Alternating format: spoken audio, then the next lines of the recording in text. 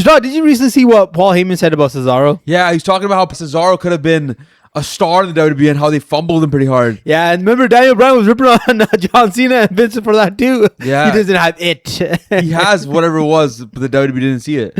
All right, so for today's video, we're going to do this or that with fumbled WWE stars. All right. All right, we're going to start with obviously Cesaro. Yes. Cesaro or Shelton Benjamin? Ooh.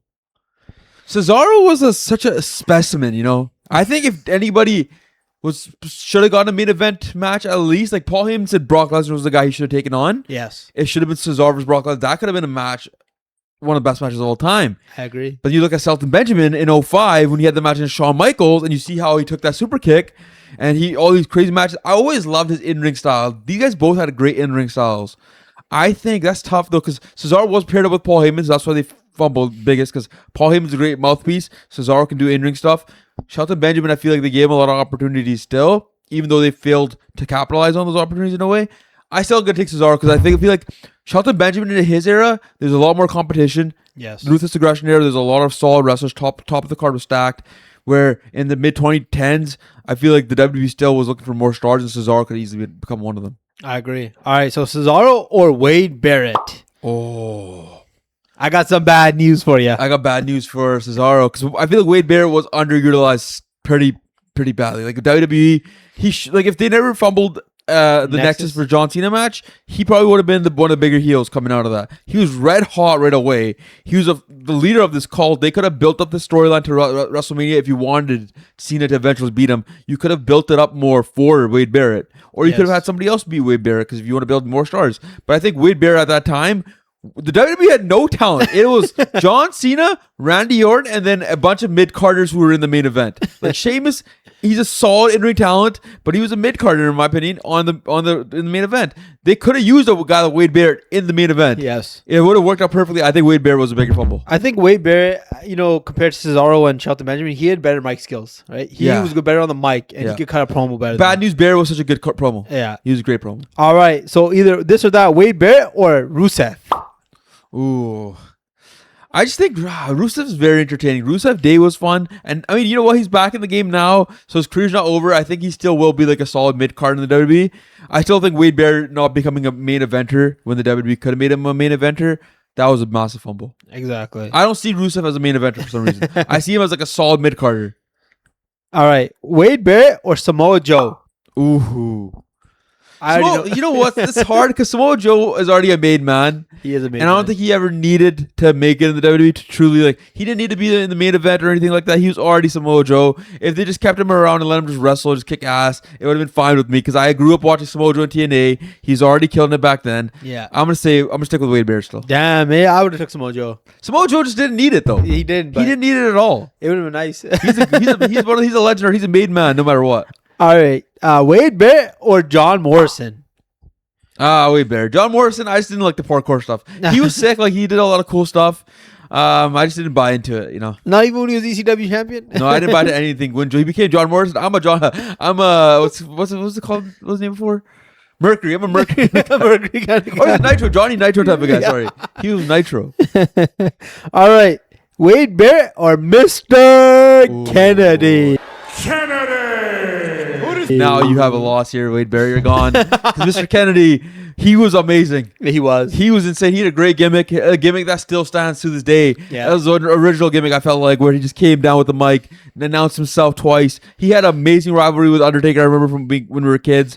And if they didn't take him out for being unsafe, if that's what they wanted to call him. I don't even think that was the most unsafe thing that Randy Orton's ever Randy Orton's gone through way worse. You had a hardcore match with Mick Foley, and you're complaining about a backdrop? Come on. Yeah, that's just protecting your spot. That's WWE politics at its finest. They made sure that they weren't losing their spot to a guy like Mr. Kennedy. Mr. Kennedy was one of the biggest flops of all time. Someone needs to ask John Cena why he didn't let Mr. Kennedy get pushed. Yeah, they should. All right, next we got is Mr. Kennedy or Damien Sandow. Oh, Damien Sandow. He held the mic like this. Yeah. Another guy that's kind of reminded me of Mr. Kennedy in the sense of he was also a pretty original gimmick in a way, right? Yes. He was kind of like a gentlemanly person, but he kind of scholar. And then even when he was a Mizdow, he made things work all the time. But I still gotta go Mr. Kennedy. I agree. I don't think I saw the main event talent in Mr. Sandow like I do in Mr. Kennedy. I feel like the minute I knew Sandow's career was over when he tried to cash in against John Cena and he failed. And I'm like, oh, this guy's John Cena's 3-0 with all these guys right here. All right. Mr. Kennedy or Dolph Ziggler? Ziggler, man. I don't know. A lot of people are gonna probably say Ziggler. They're probably gonna take Ziggler over John Cena. Over Mr. Kennedy. I think Ziggler had his chances though. I think he did get his opportunity. He could have got a few more. He probably could have got a WWE title run at some point. He deserved it. He was one of the best in-ring talents in his own era. One of the best sellers. He was amazing to watch. Yeah. Even that Survivor Series match was massive because of him. I feel like he did most of the heavy lifting in that match. And then Sting showed up. I think it was a great match. But I still think Mr. Kennedy never got his respect. And he should have been Vince McMahon's son. He should have been the illegitimate son and would have been a career making. Oh yeah, they flopped so hard on Mr. Kennedy. All right, he means Ziggler.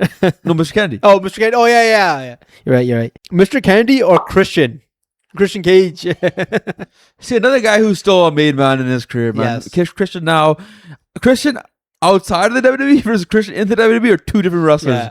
So if you're talking about WWE Fumble, he might be there. But I'm still taking Mr. Kennedy. I agree with you because Christian, at least he had his moments outside. Yeah, at least when he came to TNA, he was great. Mr. Kennedy had a run in TNA, but I feel like it wasn't as impactful as what Christian's doing now too. Yeah. Like what Christian in AEW is probably the greatest work he's done in his career. And I kind of feel like TNA when Mr. Kennedy joined was kind of like already on. It's kind of falling apart at that point. Okay, next we got is Mr. Kennedy or Zack Ryder. Woo woo woo! Nah, not him. No. See, Zack Ryder was also one of those guys that they should have taken a chance and maybe made him a mid-card champion right when he became a hot wrestler. Like he was hot in 2010 yeah, or 2011, something like that. He became the internet champion over. He was like the one guy who took advantage of social media. He probably could have become this star for the WWE. He could have easily become a brand name guy. He could have been in the commercials WWE had. He could have been one of those guys that they threw on the commercials all the time. It would have been a smartest move business-wise for WWE to give him like a U.S. champ or Intercontinental champ, but I don't think he was a main eventer in my opinion, and I don't think Matt Cardona is in the main event picture for WWE either. Damn. So, all that time about saying he wanted to come back to WWE. Mr. Kennedy just has so much unknown. Yeah, that's Mr. true. Kennedy just has so much unknown about him, like what could have been. It would have been huge. Like he was so good on the mic. I mean, that him getting diagnosed with the injury, that cost him. Yeah, the fake injury. Fake diagnosed. All right, Mr. Kennedy or Carlito? Ooh. You spin the people? Are you gonna spin Carlito's face with this one? I will spin Carlito's face. I think Carlito was once again another one of those wrestlers who Vince put him in the right spot. Yes, the mid-carder, the guy who was like in some solid rivalries, and I think after a while he just kind of fizzled out. Exactly, that's a good way to put it. Ric Flair, hit him with it. Yeah, he said, "You ain't him. If you ain't going for the world title, what are you going for, huh, kid?" Yeah, what are you really going for? Apples? All right, Mr. Kennedy or William Regal? Ooh, William Regal. Oh, yeah, William Regal was a tough one. Oh, this is a good one. This is actually a good one. Because Mr. Kennedy, obviously, once again, they flopped on him. But they fumbled him. But William Regal was like a great in-ring talent, a great technical wrestler. And he was good on the mic. Yeah. And then when he finally got his break at the King of the Ring, he got caught with his, I think, busted on some drug test. Yeah. I feel like it was steroids or something like that. And I think, I want to say William Regal. He was not used close to his potential at all. He wasn't. He was a manager at one point, and then he was tagging with Tajiri and then tagging with Eugene. And then he finally got his breakthrough like years and years later. Way later than he probably should have. Yeah. I feel like he was a massive fumble. All right. William Regal or Aleister Black? Oh. Aleister Black in NXT was so hyped. Go look at a World Cup video to see how great Aleister Black really is, all right? Aleister Black is a World Cup champ on this channel. Damn, Aleister Black. And then they released him too after having him beat people. I think he was looking so good in February and March. I'm going to say Aleister Black was a massive fumble for the WWE. All right. Aleister Black or your boy, I know you're going with this on this one, Keith Lee. Oh, yeah, Keith Lee. Keith Lee was what Femi is. Yes. In a different looking body, I guess. A little chubbier, but he was a beast. Go watch Royal Rumble 2020. Go watch, I think, 2019 Survivor Series with Roman Reigns and him as the last two people. Keith Lee looked sick. Everything about him, his entrance was sick. What was it? Glorious? Yeah, I think it was glorious. I'm like, no, that might have been Bobby Roode. Yeah. He had a different word to go with it. What was his name? Limitless. Keith Lee, I think, pretty sure that was his name. But he had like everything going for him. He had a great look. I was so excited for him to come to the main roster. and then nothing really happened. They called him the Bearcat. I think that's what Vince McMahon ended up naming him. So I'm gonna take Keith Lee here. Keith Lee or Ricochet? Keith Lee. Yeah. Sorry, Ricochet. I mean, Ricochet's a lot. Ricochet's just, I hate to say this. Ricochet's just like a poor man's version of Will Ospreay. You know what I mean? Yeah, he is. All right. Keith Lee or Shinsuke Nakamura? Ooh, Nakamura now. Mania moment once again of the W just here in Philadelphia. Shinsuke now. Shinsuke now. I'm gonna say Shinsuke. I agree He with won that Rumble in 2018, and then they just led to him and AJ Styles should have had a phenomenal rivalry in 2018 or Yes, 2018, yeah. and they just ended up kicking each other in the nuts for 3 months or 4 months in a row, and it was stupid. It should have been simple. Nakamura beats AJ Styles, we get a new star, one of the best entrances in the ring, one of the best all around talents. You could have given him a 1 title run, and then if you wanted, you could just put him in as mid carder for as long as you want. Exactly. At least legitimize the guy. Do what you did with Kofi. Just give him the title and then have Brock Lesnar beat him for Facts. it. They could never figure out Shinsuke Nakamura to this day. Or do you think that was just a Vince move just to insult New Japan? It could also be that. But I think even when Triple H took over creative, they still couldn't figure out how to get That's Nakamura true. going consistently. All right. Nakamura or Mustafa Ali? Mustafa Ali was a good in-ring talent. Just kind of like Ricochet. I did like his gimmick when he was like the vice president thing he had going on. That was pretty fun. But I think he was also pretty good on the mic, man. And he was different, Mustafa Ali, if you want to watch one of his 6 spots, he reversed an RKO in a pretty cool way. Where he That just was sick, threw it right? on his The head. handstand? Yeah, the handstand. He was very talented. I'm going to take Mustafa Ali here. Oh. Just because he was younger too. And a younger talent, a homegrown talent, I feel like WWE could have done something with him, but they just couldn't find it. All right. Mustafa Ali or Neville? Neville, I feel like no matter what Neville did, he never had a look that WWE would have pushed to the top. I agree. Maybe Mustafa Ali's the same. Neville was jacked, could do a lot of cool things, was athletic. And then I think when he just came to the main roster, Vince was trying to just give him a character the whole time. Vince loves characters. Yeah, he just loves characters. But he left pretty fast, and I feel like when he went to AEW, I don't think he got to the level I thought he could have got to. But I'm gonna stay with Mustafa Ali here. All right. Mustafa Ali or MVP? I'm gonna say Mustafa Ali. I agree. Because MVP did have his chances. And I feel like MVP was a mid-carder. Like, Yeah, he was a Carlito. he was a great mid-carder. Yes. All right. Mustafa Ali or Karrion Kross? Karrion Kross in the WWE was just so boring to me, man. It was. It became so boring because he would drag his stories out. I feel like him on his own has a better chance of being more entertaining than with the WWE, because the way WWE does business, it's just so hard for like you to be creative in your own way and then collab with them. It just never works. I feel like Mustafa Ali's. I'll stick with him. All right. Mustafa Ali or EC3? Oh, EC. What happened to EC1 and EC2? Huh? I don't know. That's what Dean Ambrose asked him, and he ruined his career, I feel like. EC3 had a lot of hype in TNA. I remember that, and I was excited. I remember being a casual TNA viewer, like outside of WWE viewer, and thinking, oh, if they sign this guy, he could be a star the way that everybody else is talking about him. So, I'm going to take EC3 because I think he had more of whatever the if factor was than I feel like Mustafa Ali. He had more hype than Mustafa Ali did, for me at least. All right. Okay. EC3 or Muhammad Hassan? Muhammad Hassan all day. Scary.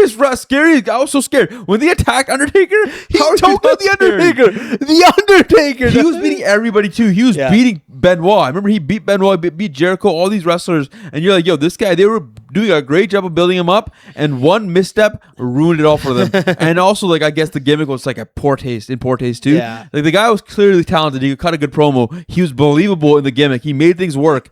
He's obviously a talented individual. I thought he was Arabic this entire time until I found out he was Italian. Yeah, I know. He's great. He's good at what he did. I feel like he's a massive fumble. WWE could have used him in some other way too. They could have told the story in a different ways with him. He's clearly a talented wrestler. All right, Muhammad Hassan or Taz? Oh, Taz. I'm gonna say Taz. Ooh, Maybe not. Taz in the WWE though. Taz, yeah. I feel like he had so much hype though. Remember, he was unstoppable, never Yeah. lost. I think he also never lost in the WWE either, right? For a while. I think so. Didn't he? I just remember him choking up Paul Heyman. Remember when Paul Heyman cut that promo on Vince? Did And he? Taz just came and just choked him out from behind. Yeah. Didn't he? He lost to Kurt Angle, right? I think so. Yeah, he did. Kurt Angle ended his streak. WWE, yeah, and he had so much. I'm gonna stick with Muhammad Hassan though. All right, last one. Muhammad Hassan or the Fiend, Bray Wyatt? I'm gonna say the Fiend. I don't care how good the Fiend was and how many opportunities he got. The WWE sold him on a Hell in a Cell, and it never was the same. He had so much potential to be an amazing character, and WWE kept fumbling him every time they had a chance. First of all, that match itself was one of the biggest botches of all time. Yes. You have red light. It's a Hell in a Cell match. It ends in no contest. I don't know how that happens to your hottest thing going. 2019 WWE, to me at least, was the worst period of wrestling. Like everybody says it too. The only thing that kept me watching or maybe like stay in touch with what was going on in the WWE was the Fiend and the character itself. And the way they fumbled it right away, like kind of made that pay-per-view itself made me step away from WWE for a while. And then I came back, I think, around the Rumble. And then I don't think he was on TV for a while, right? I think he had the WWE title run. And even then, it was kind of weird too. And then he eventually lost to Goldberg. Yeah, he lost the title to Goldberg. Braun Strowman, Goldberg, not Brock Lesnar. Oh, sorry, Braun Strowman. And then Fiend won it back at SummerSlam. Roman Reigns came back. The Tribal Chief took over. The Fiend's like little run kind of died, and they didn't capitalize on it properly. And then I think they sold even more when his WrestleMania match he lost to Randy Orton. Oh yes, which made no sense to me. That's when they completely fumbled the Fiend as a character. That could have been the Undertaker if they actually used it properly. I agree. I kind of feel like the other thing I was thinking about is he had such a good match with John Cena in the Fire Yeah, that was an amazing match. One of my favorite matches. And I kind of feel like they just like he had all the momentum going for him, especially because it was COVID too. Yeah. The fact that you did that kind of match that was a weird stylistic match, and it worked for in his favor, and then just sold it. I just feel like they sold it. Sold big time. I think he would have been perfect in the COVID era too, because his character is kind of like, like it does, like it's kind of all about like supernatural things, so you can record it.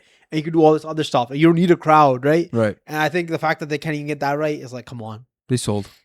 I think that does it for this one. Yes, it does. Was that the last wrestler? That was our last wrestler. Let us know who you ended up having as the biggest fumble from all the wrestlers we listed in the comment section below. Like, subscribe, leave a comment. We'll see you in the next one.